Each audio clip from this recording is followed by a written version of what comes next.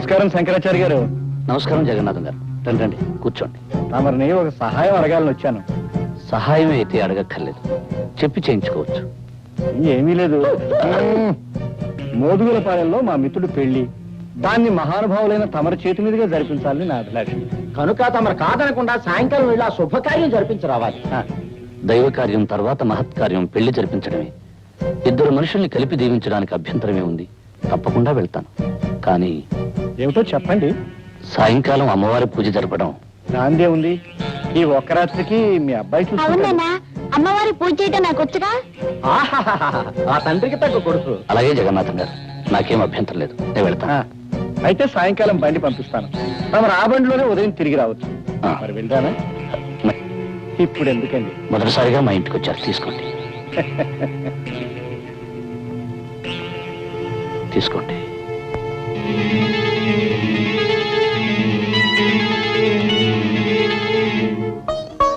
నాగరాజన్నా, నాగరాజన్నా,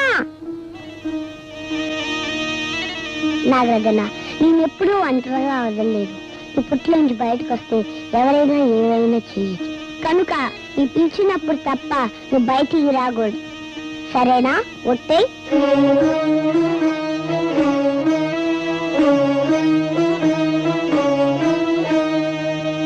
నాన్నగారితో నేను వెళ్తానమ్మా, నేను వెళ్తానమ్మా. నా బంగారు కదూ, చెప్పిన మాట వినాలి.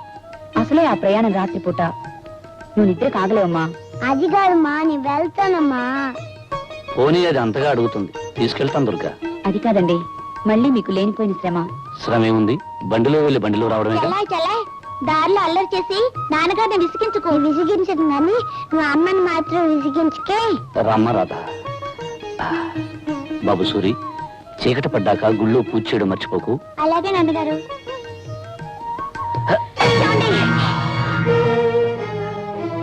ఏం పర్వాలేదు, జాగ్రత్త. పదమ్మా.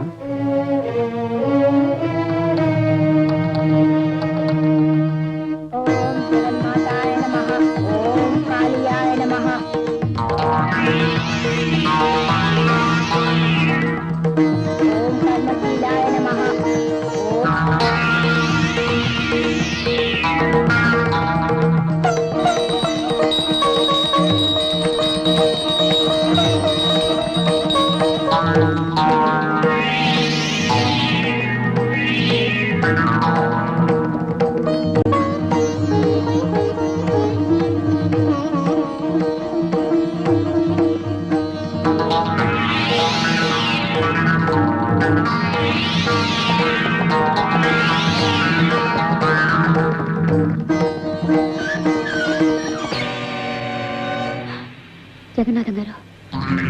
అవును, జగమెరిగిన నాథుణ్ణి, జగన్నాథం.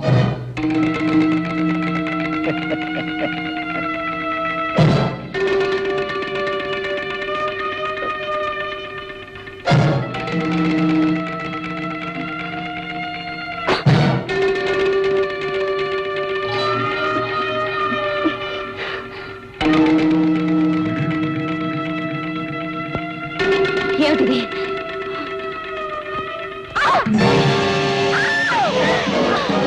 పిలిచినప్పుడు తప్ప నువ్వు బయటికి రాకూడదు, సరేనా? ఒట్టే. పిలిచినప్పుడు తప్ప నువ్వు బయటికి రాకూడదు.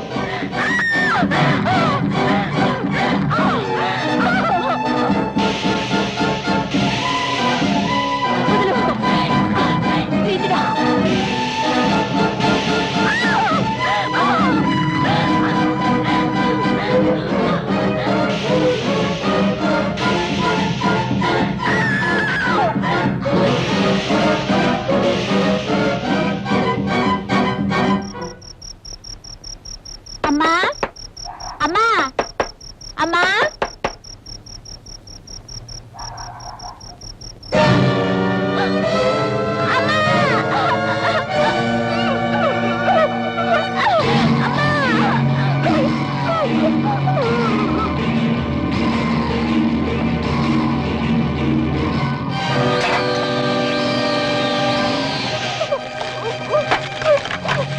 దేవుడు, ఈ కొన్నాడు నేను గుర్తుపెట్టాడు.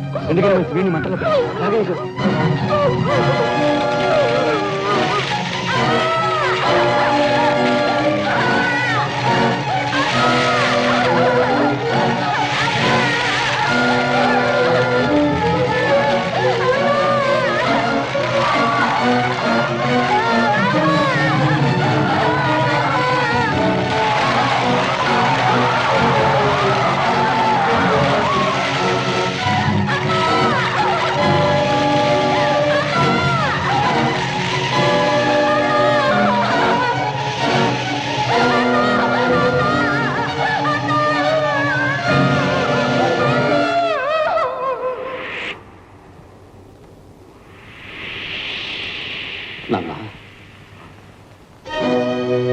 నాన్న బాబు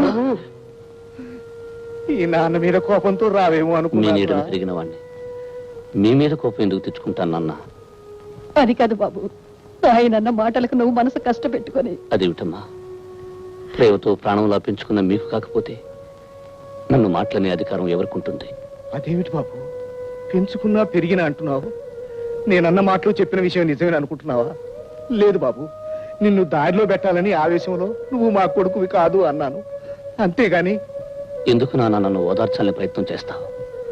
పాలు తెలుపు కాకి నలుపు అనేవి ఎంత నిజమో, నేను మీ కొడుకును కాదు అనేది అంత ఖచ్చితమైన నిజం. అవునమ్మా, చాలాసార్లు నాకు నిద్దట్లో అర్థం లేని కళ్ళలా కనిపించే దృశ్యాలకి అర్థం తెలిసింది. చెదిరి చెరిగిన గతము నాకు స్పష్టంగా గుర్తొచ్చింది.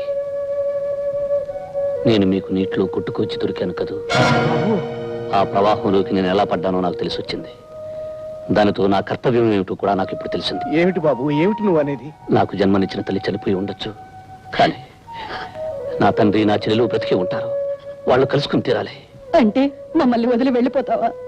ఈ లోకంలో ఎవరు ఎవరితో శాశ్వతంగా ఉంటారు. జన్మ ఇచ్చిన కన్నవాళ్ళని వదిలి కట్టుకున్న వాడితో కలిసి వెళ్ళిపోతుంది ఆడపిల్ల. 9 నెలలు మోసి కని పెంచిన తల్లిని వదిలి తన దారిని తన భార్యతో వెళ్ళిపోతాడు మగపిల్లవాడు. జీవితాంతం కలిసి ఉండాల్సిన ఆరుమగలలు ఎవరో ఒకరు ముందుగానే శాశ్వతంగా వదిలి వెళ్ళిపోతారు. ఎంత గొప్ప బంధమైనా కొంతకాలమే ఉంటుంది, కాలమంతా నిలిచి ఉండదు. ఏమంటారు? ఏమంటాం బాబు, నువ్వు చెప్పేదంతా నిజమేగా. అందుకే ఇంతకాలం దూరమైన నా వాళ్ళని ఒక్కసారి చూడాలని ఉంది. బాబు అమ్మా, ఈ జన్మలో మీ రక్తాన్ని పంచుకోకపోయినా మీ ప్రేమను పంచుకున్నాను. వచ్చే జన్మలో మీ కడుపునే పుట్టాలని, మీ బిడ్డగానే ఎదగాలని ఆ దేవుణ్ణి మరీ మరీ కోరుతున్నాను. బాబు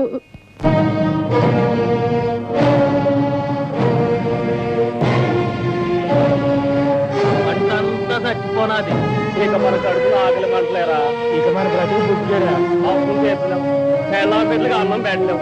ఈ దేవాన్యాయం రా దేవుడు.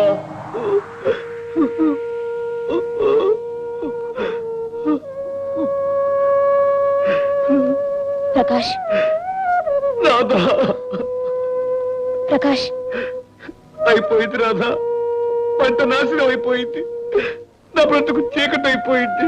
ఊరుకో ప్రకాష్, ఊరుకో. అసలు ఏమైంది? అందరి పొలాలు ఎందుకు ఇలా ఎండిపోయాయి? ఖచ్చితమైన కారణం ఇంతవరకు ఎవరికి తెలియలేదు రాధా. కానీ పేద రైతుల ఆశలు ఈ పంటల్లాగే ఒక్కసారిగా చచ్చిపోయాయి. ఇక ఏడాది పొడుగునా ఏం తిని బతకాలో ఎలా బతకాలో అర్థం కావటం లేదు. గుట్టలుగా కనపడవలసిన ధాన్యలక్ష్మి గుప్పెడి బూడిదగా మిగిలిపోయింది రాధా. ఊరుకో ప్రకాష్, కష్టాలు వచ్చినప్పుడే ధైర్యంగా ఉండాలి. ఏం ధైర్యం రాధా, అప్పు చేసి ఎరువులు కొన్నాను, చెమటోడ్చి శ్రమ పడ్డాను. పంట బాగా పండుతుందని అప్పు తీర్చేసి మిగిలిన డబ్బుతో మనం పెళ్లి చేసుకుని హాయిగా ఉండొచ్చని ఆశపడ్డాను. అంత వృధా అయిపోయింది, అంత వృధా అయిపోయింది.